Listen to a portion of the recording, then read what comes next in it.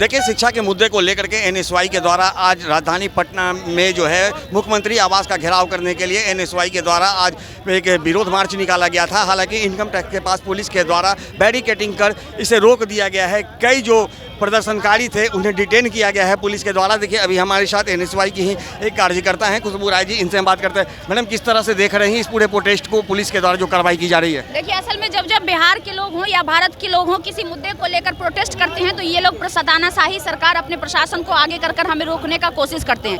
हालांकि ये कितनी बार रोकेंगे, एक बार करेंगे, दो बार करेंगे, लेकिन हमारा प्रयास यहाँ पर रुकेगा नहीं। ये प्रयास निरंतर जारी रहेगा जब तक कि बिहार में सुशासन स्थापित नहीं हो जाता है। कहने के लिए तो ये कहते हैं बिहार में सुशासन है, लेकिन देख लीजिए कि आए दिन बिहार में कैसे गुंडागर्दी बढ़ते जा रहा है। हर रोज बिहार में गोलियां चल रही हैं। अब बताइए, छात्रों पर AK-47 ताना जाता है जो कि आतंकवादियों पर चलना चाहिए, और अपराधियों को स्वागत किया जाता है दामाद बनाकर इसी सरकार में। तो ये हालात बिहार की बन गई है और इस हालात के खिलाफ आज ये आंदोलन था। सबसे बड़ी बात कि जब बिहार सरकार ऑर्डर दे दिया गया बिहार सरकार के द्वारा कि सभी छात्रों को जेल से रिहा किया जाए, तो मैं पूछना चाहती हूँ, ये तानाशाही प्रशासन किसके इशारे पर बिहार के कई जिलों में अभी तक छात्रों को बंद करके रखा है? ये बहुत बड़ा सवाल उठता है, प्रश्न चिन्ह उठता है प्रशासन पे। दूसरी ओर बिहार में विद्यालयों का भगवाकरण करने की बात मुरेट्टा चौधरी कह रहे हैं। मैं पूछना चाहती हूँ कि क्या शिक्षा के मंदिर का भगवाकरण करने से शिक्षा व्यवस्था सुधर जाएगी? अगर आपको शिक्षा व्यवस्था सुधारने की इतनी ही शौक है तो आप वहाँ पर शिक्षक बहाल करिए, मतलब अच्छे शिक्षक बहाल करिए, वहाँ पर विधि व्यवस्था दीजिए, उसका इंफ्रास्ट्रक्चर डेवलप करिए। ये डेंटिंग पेंटिंग पोताई करने से कहीं विद्यालय सही होगा? तो ये सिर्फ और सिर्फ बिहार में धर्म की राजनीति को बढ़ावा देने की एक साजिश चल रही है। उसके खिलाफ भी आज हम लोग प्रोटेस्ट किए थे। और आप देख लीजिए कि विपक्ष के सांसद माननीय पप्पू यादव ने जब पर्दाफाश किया चंदा चोरों का, तो उनके ऊपर RSS और भाजपाई गुंडों ने चाकू लेकर हमला किया। तो क्या इस देश में अब चोरों का पर्दाफाश करना गुनाह है? क्या इस देश में अपराधियों को अपराधी कहना गुनाह है?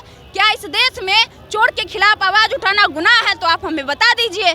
इसका मतलब तो लोकतंत्र का कोई गरिमा ही नहीं बचा इस देश में।